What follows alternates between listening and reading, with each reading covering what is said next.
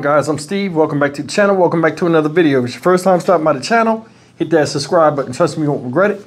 You're a returning subscriber as always, guys. Welcome back, and I do appreciate the support. Guys, this news broke out of Detroit, Michigan about 2 hours ago.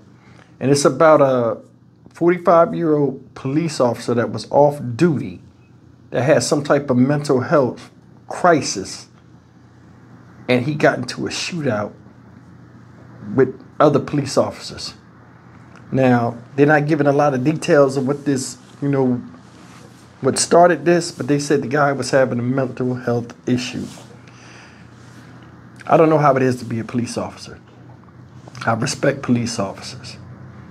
And, one of the reasons why I respect police officers is because that's a job I couldn't do. I have a temper and I have a low tolerance for silly stuff and having people call your names and all this other stuff. We can get there to help them and quell situations.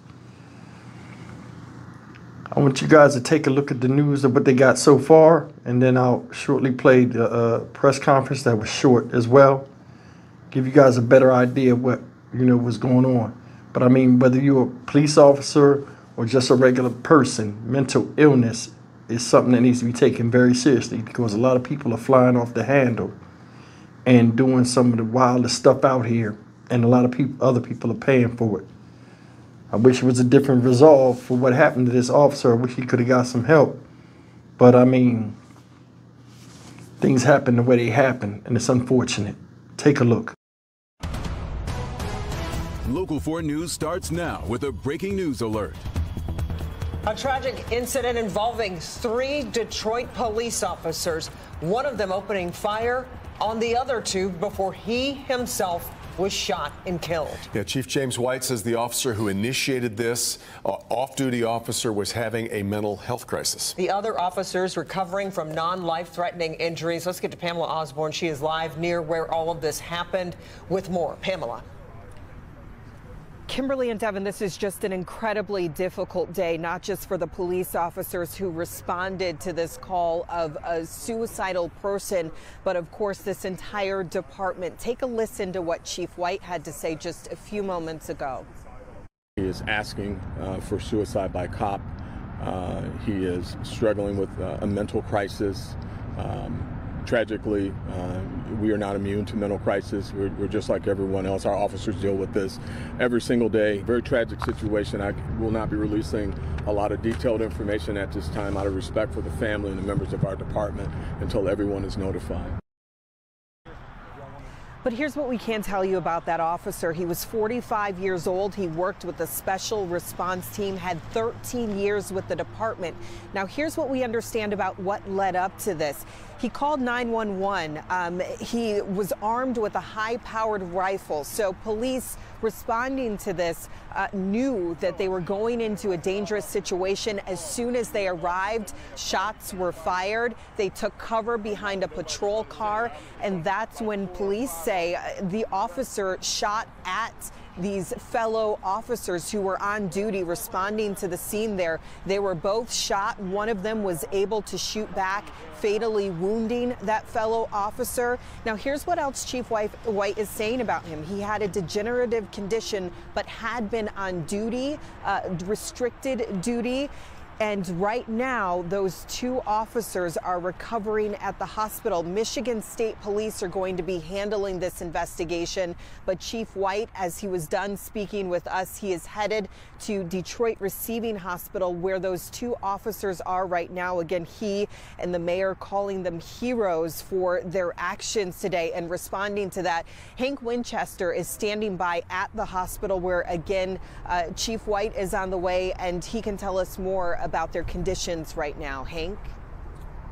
And Pamela, good evening to you. No sign of the chief just yet, but we do have some encouraging positive news regarding the conditions of the officers being treated right here behind me at Detroit Receiving. The chief saying a short time ago, both are in stable condition. Now, as you know, they were transported here immediately after gunfire broke out near the Davison. We are told that both officers grazed by bullets as they were exchanging gunfire with that other officer whose life has now tragically ended. Again, Chief White expected here momentarily. In fact, a cruiser just pulled up there towards the main entrance of the emergency room. We did see some other cruisers parked here near the hospital. Understandably, officers making their way in to see those that were injured during this gunfire incident as that gunfire erupted a short time ago.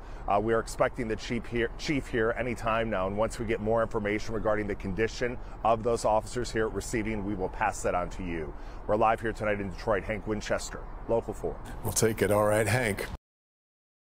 All right, this investigation is very active, very tragic situation occurring at 2:26 p.m.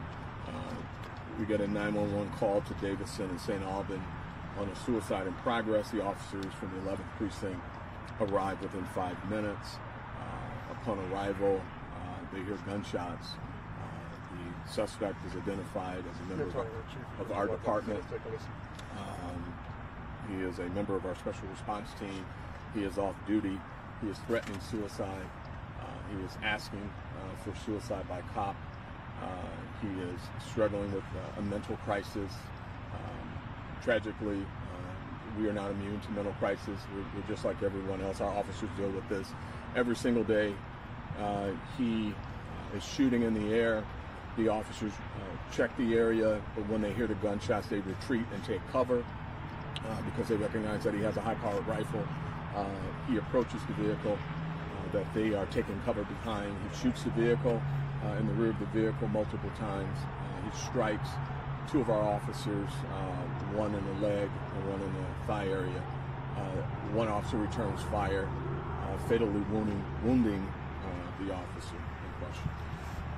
A very tragic situation. I will not be releasing a lot of detailed information at this time out of respect for the family and the members of our department until everyone is notified. With that, I'll take it, Mr. Mayor. The worst call I get is one that says officers have been shot.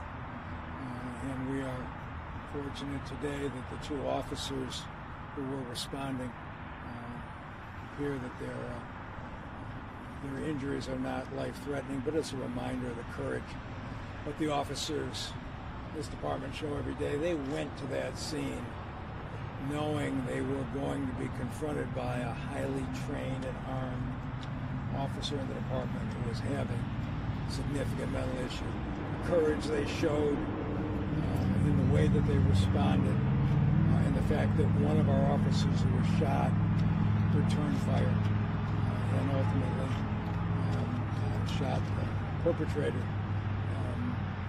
It's a tragedy for the city, but it's just a reminder that every Detroiter should just be enormously grateful for the commitment of the service, the men and women of this department.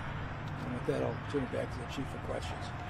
Chief, I have a question. Obviously this is really hard for all of your department. How are you guys taking this news? Well, it's extremely tragic. I mean, it speaks to that we're not immune to the mental health crisis in this city, in our country, in our state. It affects everybody, including law enforcement officers. But as the mayor said, I mean, the officers that responded were heroes. Once they recognized it was one of our own members, they still had to do their job and make sure that everyone else was safe. We're going to have grief counseling for our officers. We're going to have, work with the family and make sure that they get what they need. But it's just a horrible day. What about reports that this individual, the officer that was, suicidal, that he was upset that with DPD about maybe not receiving care or? Yeah, he had a degenerative condition. He was off work for a while. He was restricted. He was working, but he was restricted. But as recent as October 3rd, he went back full duty. So we were hoping that things were moving in the right direction. He had the full support. He got the support he needed from the unit that he was assigned to. He said a lot of things. Some didn't line up, but he's in mental crisis, so you would expect that. But we're going to look at all of that as we get into the investigation. The investigation is going to be handled by the Michigan State Police in totality, but we will look at anything that comes from that. We'll be looking at some of the things he said, but as I indicated, a lot of them really didn't line up. He was just kind of talking through a number of different things over a course of many years. Chief, were the responding officers familiar? Did they know the officer that was in distress? I don't know that. I don't know if they knew him personally or not. When did they find out that he was an officer? I would imagine when they arrived, they knew he was a police officer. Was he in uniform? Yes, he was. Did he have any mental health history with the department, or were you aware of any mental illness? No, no mental health issues, no previous mental health issues at all. Like I said, he had a physical condition that I won't get into, other than to say it was a very serious degenerative condition that he was working through. But he was full duty as of October 3rd, and he from what I understand, I don't know him personally, but from what I understand, that was a positive thing for him. But we'll get into that a little bit more with his family. And is there any other information you could share about the injury update on those two officers? My understanding is that they're stable. I'll be visiting them once we leave here to check on them. But that's all we have right now. This was his house, correct? No, this was an area at St. Aubin and Davison. I believe it's the Highland Park Water Tower area, or used to be their headquarters or something like that. I'm not 100% sure, but it was not his house. And he was by himself? He was by himself. Was he working? He was not. He was off duty. Had he been working earlier today at all? Or? No. And can you say his age or how long he's 45 and 11 years, 12 years, 13. Was he assigned to a precinct? No, special response team. Can you tell us a little bit what the special response team responds to? Well, you know, they handle the most sensitive cases.